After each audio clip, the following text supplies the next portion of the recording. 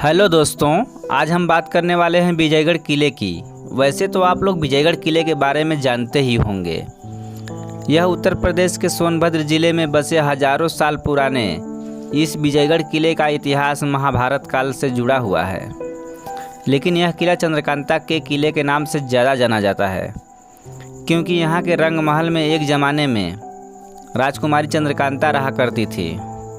नमस्कार दोस्तों, मैं शिव शंकर। आज हम आप लोगों को लेकर जाने वाला हूँ हजारों साल पुराने तिलिस्म के खजाने से भरपूर आस्था, रहस्य और रोमांच से संगम स्थली विजयगढ़ किले में, और इससे जुड़ा सारा इतिहास और जानकारी देने वाला हूँ। यह किला मऊ कला गांव में रावटगंज से लगभग 30 किलोमीटर दूरी पर स्थित है। विजयगढ़ का किला 5वीं शताब्दी में बनाया गया था। यह वही किला है जिस पर महान उपन्यास चंद्रकांता, जिसे देवंगी नंदन खत्री ने लिखा था। यहाँ हमने अपने साधन से पहुँच सकते हैं। यह किला पहाड़ से लगभग 400 फीट की ऊंचाई पर बना हुआ है। यह किला कैमूर रेंज के खड़ी और बिहड़ पहाड़ियों से ढका हुआ है। इस किले पर बहुत राजाओं ने राज किया। उन्होंने अपने हिसाब से इस किले को बेहतर रूप देने की कोशिश की और उसको पूरा भी किया। कैमूर पर्वतमाला से घिरे हुए इस 400 फीट ऊंचे किले की जगह को किसी ज़माने में विजयगिरी के नाम से भी जाना जाता था। हम आपको बता देना चाहते हैं, इसके अलावा विजयगढ़ किले पर गुप्त वंश, गुर्जर प्रतिहांस वंश, मुगल वंश और अंत में काशी नरेश चेत सिंह का राज रहा था। लेकिन मैं बता दूं आपको, साल 1888 में देवकी नंदन खत्री द्वारा लिखे गए हिंदी उपन्यास चंद्रकांता ने इस किले को पूरे देश में प्रसिद्धि तो दिलाई ही थी, लेकिन साल 1994 से 1996 तक प्रसारित हिंदी सीरियल चंद्रकांता ने छोटे पर्दों पर ऐसी थाक जमाई थी कि विजयगढ़ किला का नाम सबके जुबां पे छा गया। और फिर विजयगढ़ की राजकुमारी चंद्रकांता और नौगढ़ के राजकुमार विक्रम की अमर कहानी लोगों के रोमांच का विषय बन गई। इसके अंदर से ही एक गुफा के जरिए चुनारगढ़ तक पहुंचने के लिए रास्ता भी बनाया गया था।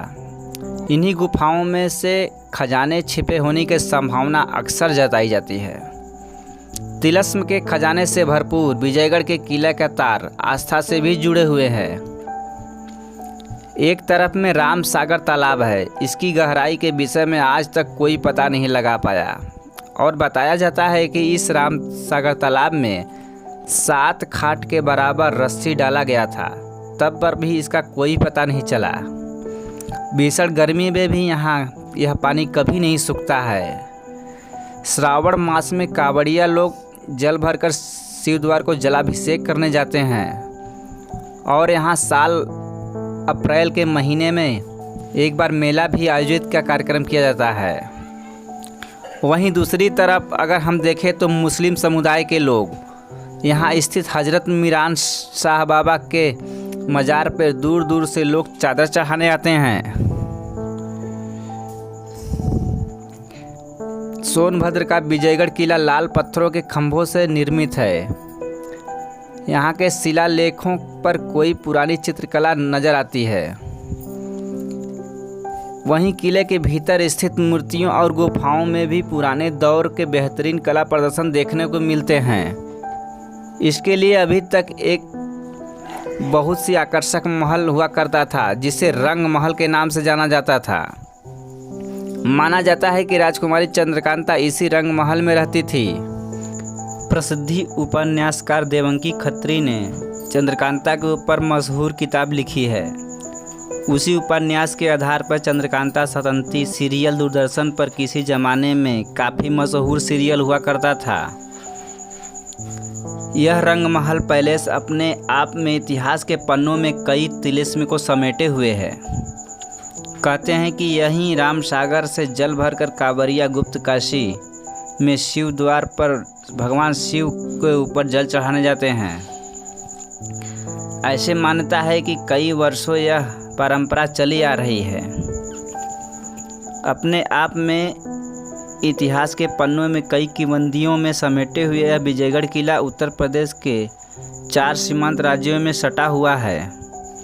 भौगोलिक आर्थिक दृष्टि से भी अपने आप में उसके ज़माने में यह संपन्न राजतंत्र कहा जाता था। इस किले की भव्यता तो देखकर यह अंदाज लगाया जा सकता है कि ज़माने में यह रंगमहल भी हुआ करता था। अपने आप में एक अनूठी मिसाल भी रखता है। आज भी इस महल में अकूत खजाना दबा है, लेकिन तिलस्म की जादूगरी इस खजाने तक पहुंचने का कोई रास्ता अभी तक नहीं देखने को मिला। जिस किसी ने इस खजाने तक पहुंचने की कोशिश की वह जिंदा नहीं बच सका। तिलस्म का जादू उन लोगों को आज तक वापस नहीं आने दिया। इस किले के चुनारगढ़ और नौगढ़ तक जाने का सुरंग रास्ता भी बना हुआ है। किले के अंदर ही अंदर चुनारगढ़ नौगढ़ तक जाया जा सकता है, लेकिन इस ऐतिहासिक धरोहर को समेटने के लिए कोई भी प्रशासनिक आमला जिम्मेदार से अपने कर्तव्यों का निर्वहन नहीं कर रहा है, जिससे यह ऐतिहासिक धरोहर आज भी अपनी भव्यता को खोने के कगार पर पड़ा हुआ है। अगर इस ऐतिहासिक धरोहर को सरकार सजोती है या सजाती है तो पर्यटन को लेकर बढ़ावा मिलता है, लेकिन सरकार ने अभी तक इस दिशा को कोई पहल नहीं की है, जिससे कि यहाँ के क्षेत्रीय लोग काफ़ी असंतुष्ट व्याप्त होते हैं।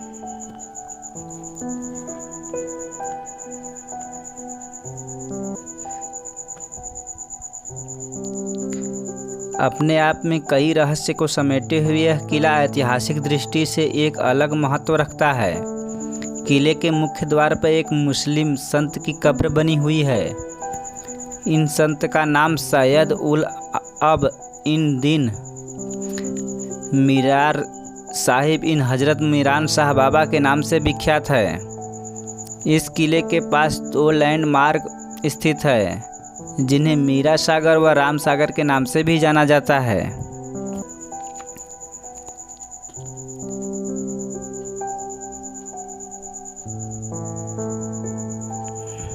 इन दिनों के मध्य रंग महल में पहले से स्थित है, जो खूबसूरत नक्शियों के दिन में जाना जाता है। इसी रंग महल पैलेस में राजकुमारी चंद्रकांता रहा करती थी।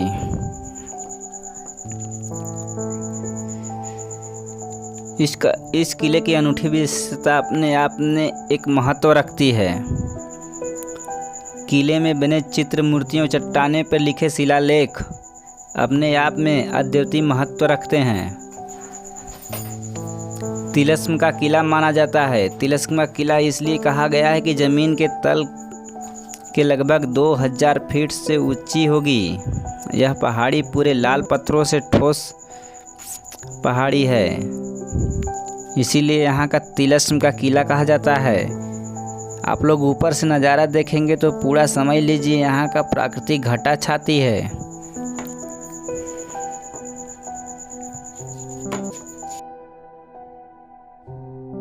गौरव तलब के वर्तमान नौगढ़ राजकुमार विक्रम वीरेंद्र सिंह का नौगढ़ का किला धीरे धीरे टूट रहा है और सोनभद्र विजयगढ़ किला का भी अब जर्जर हो चुका है। अगर वक्त रहते हुए विरासत को बचाने का प्रयास नहीं किया गया तो एक दिन यह ऐसे ऐतिहासिक धरोहर धूल में मिल जाएगा। यह किला भी अघोरी किला और नौगढ़ किला की तरह अब झरझर हो चुका है, जिससे विरासत को बचाने की ज़रूरत है। अगर आप भी ऐसे जगहों के बारे में जानते हैं तो कमेंट सेक्शन में ज़रूर बताएं। फिर दोबारा मिलते हैं ऐसा ही एक नए वीडियो के साथ। तब तक के लिए जय हिंद, जय भारत।